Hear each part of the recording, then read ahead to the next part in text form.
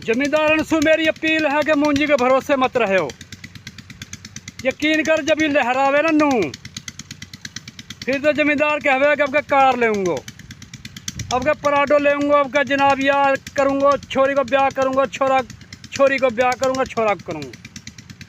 लेकिन जब जाकर होगा ना यूँ हाल देख, पक्की फसल ही बिल्कुल तैयार ही बिल्कुल जा मैं दिखा रहा हूँ। फिर जो वहाँ पर ट्रैक्टर रहे ना कार लेने के बजाय ट्रैक्टर भी बिक जावे, वागा हल भी बिक जावा, वाकी मशीन ट्राली सब बेच के भी जान ना छूटे। वहाँ का सारा ही खाबन पे पानी फिर जावे।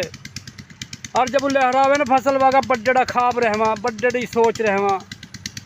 और जब यू काम होवे यकीन कर ये तो अल्लाह ही बचावे, नहीं तो अटैक हो जावे और बहुत के हो भी जावे।